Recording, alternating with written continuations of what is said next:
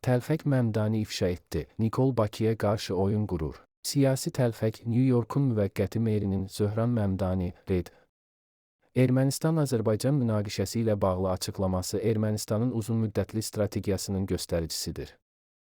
Axar az xəbər verir ki, bu sözləri sabiq Xarici İşlər Naziri, politoloq Tofiq Zülfüqarov qeyd edib. Erməni millətçiləri hazırki mərhələdə Azərbaycanın Ermənistan əsasra sərhədləri daxilində Ermənistanın ərazi bütövlüyünü qanuni olaraq tanıdığı bir vəziyyətə nail olmağı əsas məqsəd hesab edirlər. Çünki həm ənənəvi sərhəddə, həm də regionda güc balansının torpaqlarımızın fiziki ilhaqına imkan vermədiyini anlayırlar və ərazi iddialarını pozulmuş insan hüquqları adlandırmaqla dondurmaq istəyirlər. Bundan əlavə anlamalıyıq ki, Paşinyan administrasiyasının bu hərəkətlərdən nümayişkarane şəkildə uzaq durması müvəqqətidir və bu hal sülh sazişi və ya sərhəd delimitasiyası və demarkasiyası haqqında saziş imzalanana qədər davam edəcək.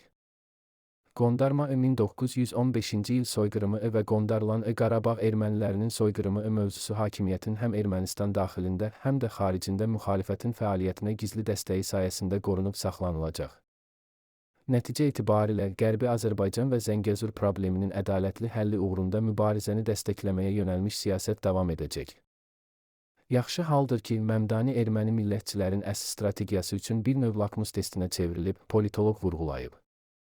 Xatırladaq ki, Məmdani qondarma erməni.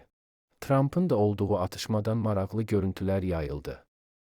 Xəbər verdiyimiz kimi, aprelin 25-də Ağ Ev Müxbirləri Assosiasiyası əməkdaşlarının Washington Hilton otelindəki qəbulu zamanı atışma baş verib.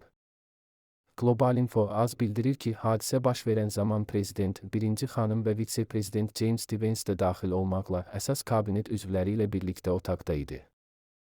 New York Post qəzetinin jurnalisti Carol Markoviçin məlumatına görə atəş açan şəxs Kaliforniyanın Torrance şəhərindən olan 31 yaşlı Cole Thomas Allen olub. Şübhəli hadisə yerində saxlanılıb, prezident xəsarət almayıb. Washingtonun federal prokuroru Janin Pirro deyib ki, saxlanılan şəxs 27 aprel bazar ertəsi günü məhkəmə qarşısına çıxacaq. Guardian qəzeti hadisənin maraqlı görüntülərini paylaşıb.